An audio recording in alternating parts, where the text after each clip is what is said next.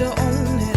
Just wanted to take the time, learn all the things that I could about you. Now it's such a mess here. Oh, we are just stressed here.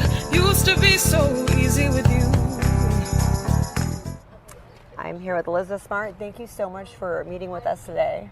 Yeah, thank you for having me. I'm excited to be here. Well, I just want to say you're in my top 20 people I've wanted to interview in the world. I think you are awesome. I know people see you as a victim turned survivor, but I'm really impressed with your interview skills and you as a journalist and how you've interviewed other victim turned survivor. I would love to see you on a show like 60 Minutes being an anchor. Have you ever considered it? No. That's just part of the advocacy. It's just a side But I thing. mean, like, who knows what direction life turns, and I feel like you can never make plans because as soon as you do, the exact opposite changes. So never say never, but no, that was not on my horizon. But I really look up to you, the way that you have empathy and the way that you talk to people. It's something I channel. I mean, you're really like my favorite interviewer ever. I think you do such a great job and you would do so great interviewing world leaders. So I hope I see that in the future. Well, thank you. I'm so flattered. What was that transition like? You became victim survivor and now you're out sharing other people's story. What was the transition like into that? I feel like it was like wading into a pool, like through the shallow end, because it just, like, one thing just kind of led into another. So initially, had you asked me, do you ever think you'll go out and share other people's stories? I would have immediately said, well, no, not a chance. But then as time's gone on, and I have met so many other survivors that do want to share their story, and there is so much value in sharing stories. I mean, I feel like for so many, that's how we create emotional connection. That's how we learn. That's how understanding and just compassion really sink in. I mean, if you see someone looking you in the face and talking about the worst moments of their life, it's hard not to feel a connection to them. It's hard not to feel like we need to do something about this. This is wrong. This is not okay. And so sharing stories, I think, is so important. And there are so many brave and courageous victims out there who want to share their story because they don't want what happened to them to happen to anyone else. And there are so many of these cases where they didn't have to happen. We could have prevented them from happening. What story really did you identify with the most? And you heard that, you're like, wow, that is almost like a mirror of what I went through. Honestly, to some level, I think I feel that with every story I share because everyone kind of has like their different area of that they feel, I don't know, a little bit more, maybe more drawn to than the rest, or that they want to clarify a little bit more. And as I listen to other survivors sharing their stories, so often I'm like, I know exactly how that feels. Like, I understand it completely. You're absolutely right. Like, I didn't think to focus on that part, but now that you're spelling it out for me right in front of me, like, I understand that. When did you first hear about breaking the chains? I was contacted, it's been a little while now, but I admire anyone who works in this space, who voluntarily gives of their time and their energy and frankly their emotional bandwidth to be in this space, because it is a very, very difficult space to be in. I mean, you hear horrific stories. There is so much, emotional baggage that it's almost impossible to leave at work and not take home at the end of the day. So I just have limitless respect for anyone who voluntarily chooses to work in this field. You know, with your story, it's unique because you were a victim of the truest form. You're just sleeping in your bed, get abducted. With a lot of victims nowadays, we have made poor decisions that put us in a bad place. And you treat everybody with the same amount of empathy, but we are human at the end of the day. How do you switch on that where it's like, where you're not judgmental, you're not like, oh wow, you shouldn't have done that in your head, and you look at them as a victim? I just think, addressing immediately what you said, every victim is a victim. Every victim is 100% a victim. And it's always easy to look back and maybe criticize how they got to where they were, or how we perceive them as opening themselves up for this kind of crime or trauma to happen. But actually, nobody wakes up in the morning and says, I think I'd like to be kidnapped today, or I think I'd like to be raped today. Nobody does that, and nobody deserves that. And it is wrong for anyone to look at a victim and be like, well, I would never dress like that. I would never go there. I would never do this. Because truly, the one person responsible that 100% of the blame lies with is the perpetrator. It is never the victim. You could be running down the street naked and you are still a victim. I love that. That's great. And then how much has your faith helped you with everything that you've done? I think that my faith is just always, for however alone I've felt, it's always been a source of comfort in simply believing that I'm not truly alone, that there is someone else out there who knows where I'm at and understands what I'm going through. What would you like to see in the future? What are some plans that you would like to see for yourself? For myself, make it to the end of the school year. That would be great. Finish my laundry. That would be great.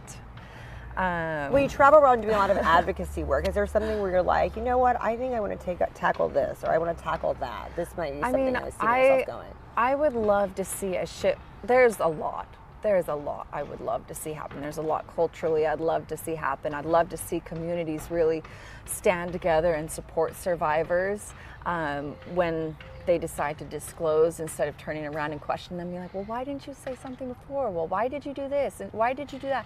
Instead of, don't ever go down. Don't ever start with those questions. Those are terrible questions. That makes the victim hear, you should have done this, you should have done that. And you didn't receive some of that yourself, some of that flack.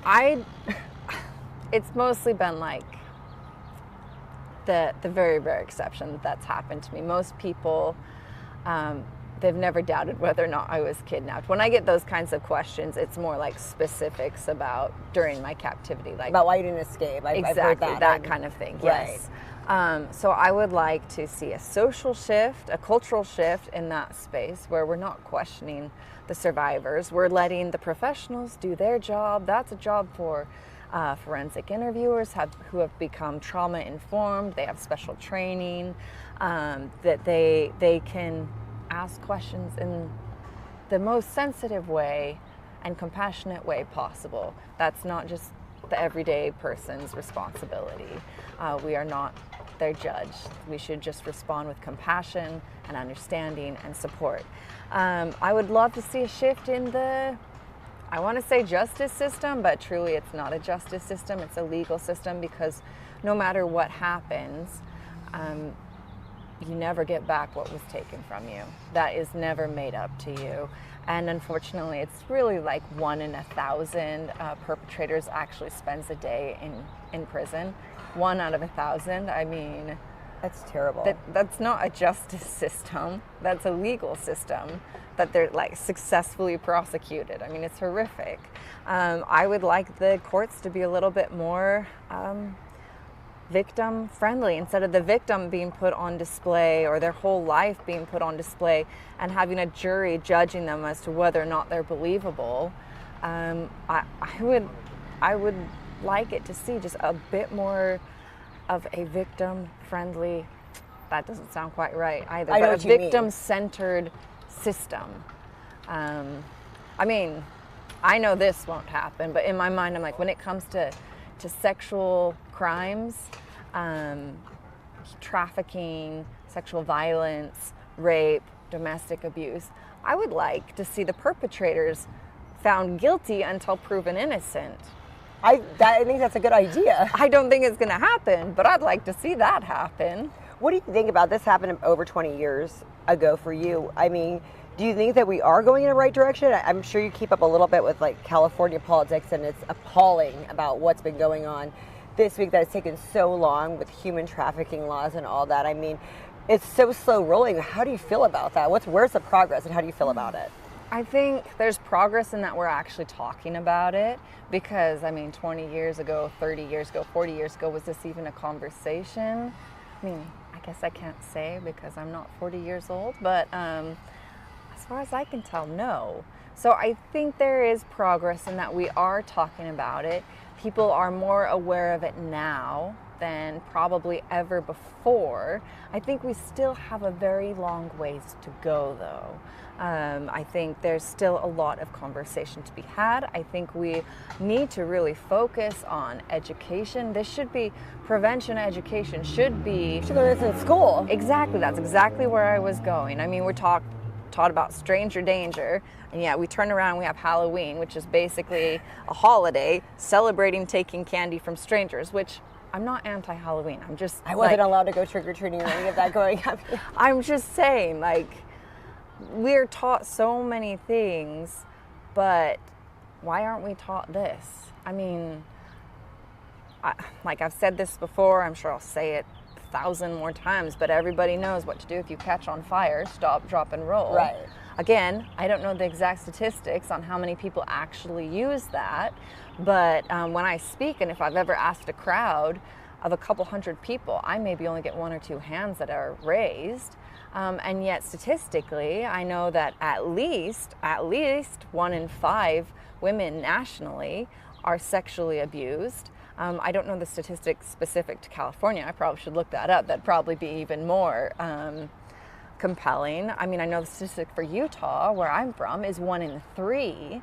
How can 1 in 3 women being sexually abused, how can that not be addressed? And yet, 1 in a few hundred people uses stop, drop, and roll. Again, I'm pro all safety education is good education. I'm not saying that shouldn't be taught, but why are we not addressing this when this is such a prevalent problem?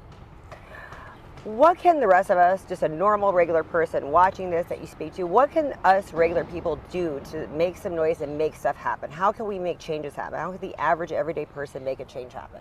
First of all, start in your own home, start in your own family, talk to your children, educate yourself and spread that education with them. And don't think one conversation is enough. This should be a ongoing, common conversation that I know people are scared to have it with their kids, because sometimes I'm scared to have it with my kids because I'm like, oh, are they old enough? Are they old enough? But you weren't really old enough when that happened. I mean, but there is a way to have age-appropriate conversations and allow those conversations to grow as your child grows, and then spread it to your friend groups, to your communities. When schools have the opportunity to have shelters come in or advocacy groups come in and talk about these issues, support the school in that. And if your school doesn't, suggest to them that they should do more than suggest. Demand that this education should be taught in schools, because unfortunately it is so prevalent. And when you look at, for instance, populations such as the Native and Indigenous population, I mean, that's not even 1 in 3. That's going to be basically all of them. And it's not a question of if, it's a question of when. So, I mean, we really, all of us need to step up on the prevention, on communication, and keeping an eye out, being watchful, know what the signs are of abuse, know what the signs are of trafficking, and then not being scared to pick up your phone and call 911 when you think you see something. Who cares if you're wrong? Right. Like, if you're wrong, that's like the best case scenario. Right. Like, you don't want to be right in this situation, but at least you acted. So that's interesting. So you say we should work on the schools instead of saying, write your local lobby maker. You think if we work on the schools, maybe then that can make the noise? I think it's going to be everywhere. This should be being made noise, but everywhere. Write your but representation. Schools are a good way. I like that. Write your schools. First, I mean, it's such a huge problem and such a huge topic, and we see cases of it everywhere. This is a topic that really needs to be approached from all sides, from the top down, from the bottom up, from side to side. It needs to be addressed from all angles. I agree. And lastly, one of your perpetrators was rearrested. I'm actually not going to talk about that today. Okay. I was just like, well, I'm happy that happened. That never should have gotten out. What do you think when you see all the justice system is terrible and these people are getting out, which is just staggering, or not even being locked up in the first place? I mean, what needs to be, you said guilty first, but once they are convicted, I mean, they should never be let out. Like, how do we make that happen? That's a great question. I'm still looking for the answer for that myself. When I find it, or if you find it, please let me know. Right. Thank you so much for speaking with me today. You're definitely amazing, and I love watching everything that you do. And we appreciate that you take so much time of your busy life to come and do these things and educate us and help us. Thank you.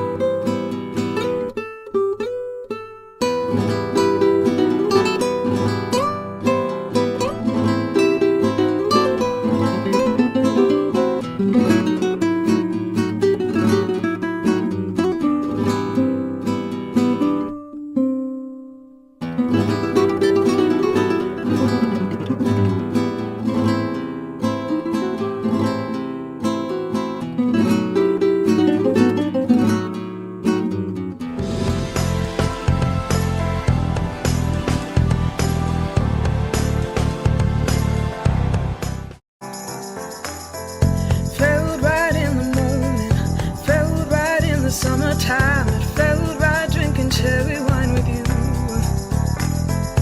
Just wanted to own it, just wanted to take the time, learn all the things that I could about you.